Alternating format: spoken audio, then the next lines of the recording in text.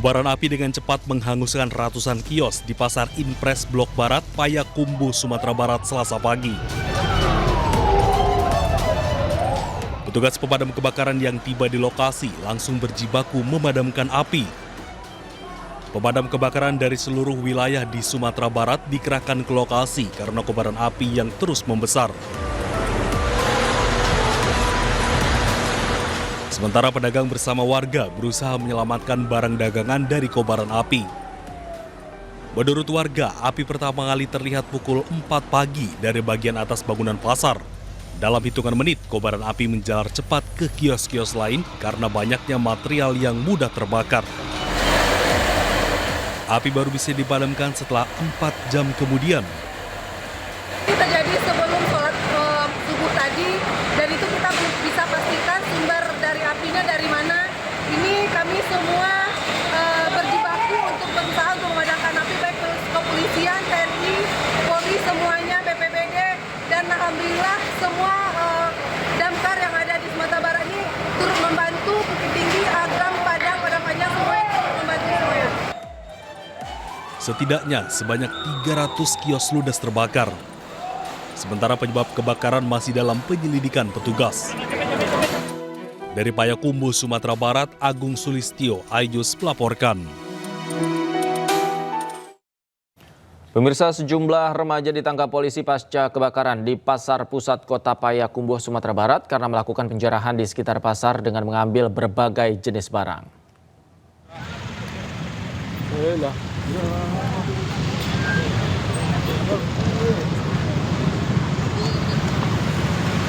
Dua orang penjara pasca kebakaran di Pasar Pusat Kota Payakumbuh ini langsung dibawa ke pos pengamanan untuk diperiksa karena kedapatan tangan tengah menjarah sejumlah kabel sisa kebakaran yang telah diberi garis polisi. Pelaku langsung dibawa ke posko keamanan beserta barang bukti kabel tembaga. Total ada 10 penjara yang diamankan petugas dan kini tengah diperiksa di Mapolres Payakumbuh, Sumatera Barat.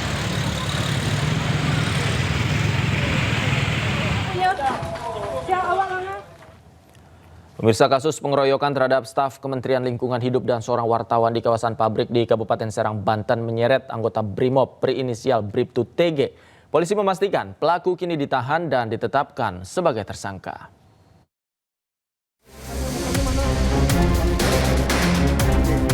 Oknum anggota BRIMOB Polda Banten berinisial Bribtu TG ditetapkan sebagai tersangka atas kasus dugaan kekerasan dan penganiayaan terhadap staf Kementerian Lingkungan Hidup dan seorang wartawan. Oknum anggota BRIMOB tersebut langsung ditahan di ruang penempatan khusus Polda Banten. Kabid Humas Polda Banten Kombes Pol Didik Haryanto mengatakan, dari 2 anggota BRIMOB yang diperiksa, hanya 1 orang anggota yang terbukti ikut melakukan tindakan kekerasan. Sementara rekan TG yakni Bribda TR dinyatakan tidak terlibat dalam aksi main hakim sendiri tersebut. Inisial Bribtu TG karena dia perannya ada. Sementara untuk Bribda TR yang bersangkutan pada saat itu justru melerai. Nah, ini berdasarkan keterangan saksi, kemudian dicek juga ada. Jadi yang 1 ya sudah. Kabid Propam Polda Banten Kombes Pol Purwoto menambahkan bahwa aksi yang dilakukan TG bersifat spontanitas tanpa perintah dari atasan.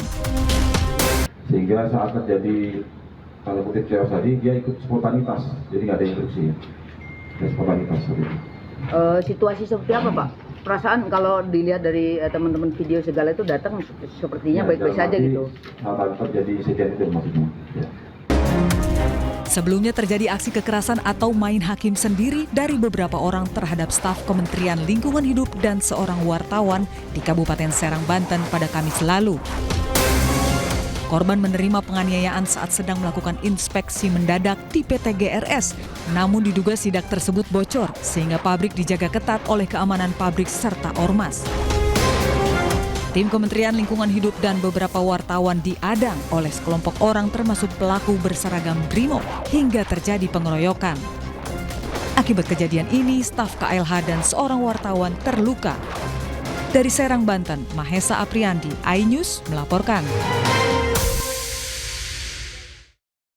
Kita beralih ke informasi lain, pemirsa. Keluarga Kepala Cabang Bank BUMN yang menjadi korban penculikan dan pembunuhan meminta polisi mengungkap motif para pelaku. Pihak keluarga juga mengapresiasi polisi yang telah bertindak cepat menangkap pelaku. Saat ini pihak keluarga Ilham Pradipta menunggu perkembangan pengungkapan kasus dari kepolisian. Pihak keluarga mengaku tidak mengenal satupun terduga pelaku yang telah ditangkap oleh polisi. Namun pihak keluarga ingin pengungkapan kasus ini dilakukan secara tuntas dan transparan untuk mengetahui motif para pelaku. Keluarga juga mengapresiasi polisi yang telah bertindak cepat dengan menangkap 8 orang yang diduga terlibat dalam kasus penculikan dan pembunuhan almarhum.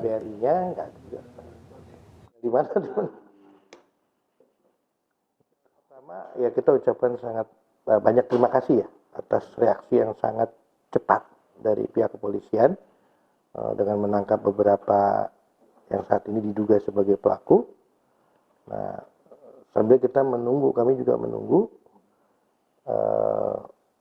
informasi lanjutan, tentunya motifnya apa.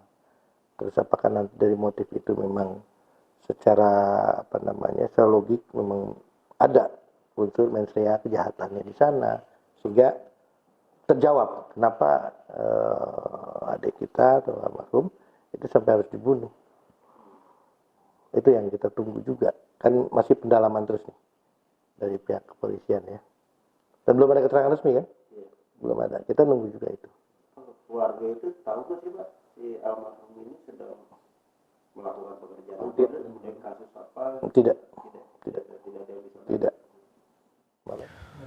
Polda Metro Jaya mengatakan otak pembunuhan kepala kantor cabang pembantu Bank BUMN merupakan pengusaha di bidang pendidikan. Dan hingga kini polisi masih terus melakukan pendalaman serta pemeriksaan terhadap 15 orang yang telah diamankan dan peran masing-masing pelaku. Kasus ini akan diungkap secara tuntas, profesional, akuntabel, transparan berdasarkan SOP yang berlaku. Saat ini tim gabungan masih bekerja, yaitu rekan-rekan kami dari Subdit Resmob, kemudian Subdit Jatanras, dan di awal penanganan oleh rekan-rekan kami dari Polres Metro Jakarta Timur. Saat ini masih terus bekerja, ya.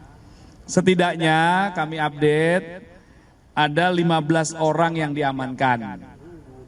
15 orang yang diamankan, ya. 6 orang diantaranya itu diamankan oleh rekan-rekan dari Subdit Resmob, kemudian 9 orang lainnya itu yang mengamankan adalah Subdit Jatanras. Jadi mohon waktu terhadap 15 orang ini masih terus dilakukan pendalaman. Jadi yang jelas kami sudah membenarkan tadi bahwa saudara DH adalah seorang pengusaha atau salah satu bidang usahanya adalah bimbel. Pemirsa, keluarga korban tidak mengenal satupun dari 8 pelaku penculikan dan pembunuhan kepala cabang Bank BUMN di Cempaka Putih, Jakarta Pusat. Pihak keluarga berharap polisi membuka motif pembunuhan ini dan menghukum para pelaku seberat-beratnya.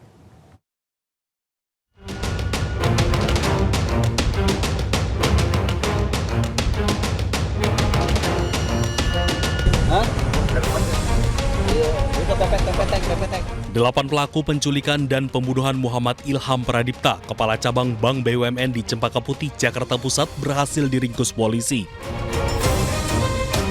4 pelaku yang diduga otak pembunuhan ditangkap di lokasi terpisah. 3 pelaku ditangkap di ruas Jalan Raya Solo, Jogja, Jawa Tengah. Dan 1 pelaku berinisial C ditangkap di kawasan Pantai Indah Kapuk, Jakarta Utara. Begitu pula dengan 4 pelaku penculikan Ilham Pradipta. 3 pelaku ditangkap di rumah kontrakan kawasan Johar Baru. Sementara 1 orang lainnya ditangkap di Bandara Komodo Labuan Bajo, Nusa Tenggara Timur. Kuasa hukum pelaku penculikan menyebut kliennya diperintahkan oleh seorang berinisial F. Selain menculik, F juga minta tersangka membuang jenazah korban. Menjemput di waktu sore. Setelah penjemput dengan cara paksa itu dilakukan, ada perintah dari oknum yang namanya F itu untuk diserahkan di daerah Jakarta Timur. Nah, ada jeda waktu pada saat dijemput paksa dengan diserahkan itu. Setelah diserahkan, keempat pelaku penjemputan paksa ini mereka udah selesai tugas dan mereka pulang. Setelah mereka pulang, kurang lebih jeda waktu berapa jam setelah itu, mereka dipanggil lagi untuk mengantar pulang si korban. Nah, pada saat waktu ketemu lagi, disitulah bahwa mereka melihat korban ini sudah tidak bernyawa lagi. Tapi yang menjadi catatan kami di sini, pada saat mereka mengantar itu, mereka juga dalam tekanan. Dan mereka salah satu terduga penjemputan paksa ini menyampaikan ke keluarganya bahwa mereka memang baru diperintahkan untuk membuang jenazah. Sebelumnya, korban Muhammad Ilham Pradipta diculik di halaman sebuah pasar swalayan di Pasar Rebo, Jakarta Timur. Sementara istri korban berharap para pelaku diganjar hukuman setimpal. Suami saya itu orangnya baik, sangat baik, banyak kesaksiannya. Jadi harapan saya ketika pelaku udah ketemu, dihukum setimpal, seberat-beratnya. Karena suami saya orang baik, tapi diperlakukan dengan cara tidak baik sampai kehilangan nyawanya. Cepat nangkep pelaku, terus ketahuan motifnya apa, otaknya apa. Karena kan selama ini kita masih bertanya-tanya, kok kenapa bisa suami saya yang kata orangnya baik, kok bisa diperlakukan tidak baik gitu. Dari hasil uji forensik terungkap, terdapat luka akibat benda tumpul di bagian leher dan dada Muhammad Ilham Pradipta. Tim Liputan iNews melaporkan.